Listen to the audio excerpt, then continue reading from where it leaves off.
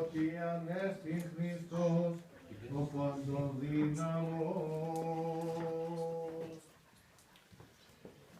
Είναι πράγματι γεγονός, εξεταζόμενα τα αρχεία της Εκκλησίας που έχω στη διάθεσή μου, ότι τα τελευταία περίπου 60 χρόνια, σίγουρα θα είναι και περισσότερα, τελετή Αναστάσεως δεν είχε γίνει εδώ στον Ιερό Ναό στην Κέρια, στο χωριό μας. Ναός που ο μεγαλομνήμος Θεός μας αξίωσε, φέτος όλοι μαζί να κάνουμε την Ανάσταση εδώ στο χωριό μας. Η Ανάσταση βέβαια δεν είναι μόνο Ανάσταση σαν θρησκευτικό γεγονός, αλλά πρέπει να αποτελεί και Ανάσταση ψυχής, ιδίως αυτές τις εποχές, όπου κάτι λίγο τα οικονομικά δεδομένα που δεν είναι καλά, κάτι τα δεδομένα στην πατρίδα μας.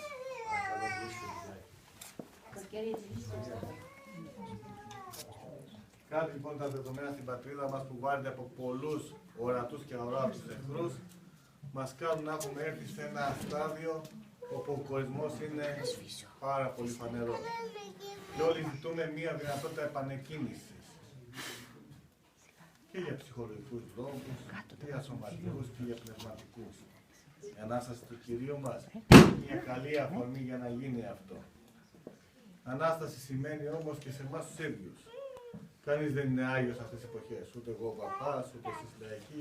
Όλοι κάνουμε λάθη, όλοι κάνουμε σφάλματα. Είναι όμως μια καλή αφορμή η Ανάσταση κάθε χρόνο ώστε να διαγράφουμε αυτά, να μετανοούμε πραγματικά και να κάνουμε μια νέα εκκίνηση, μια επανεκκίνηση.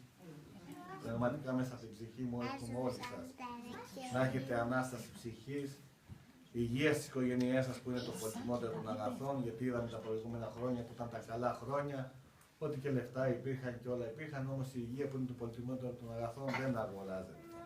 Αν αυτή έχουμε, όλα θα φτιάξουν με τη βοήθεια των ασταλούς Θεού. Μακάρι λοιπόν να είμαστε όλοι καλά, ώστε και φέτος αλλά και κάθε χρόνο σε αυτόν εδώ τον ναό να ψάλουμε όλοι μαζί το Χριστός Ανέστη.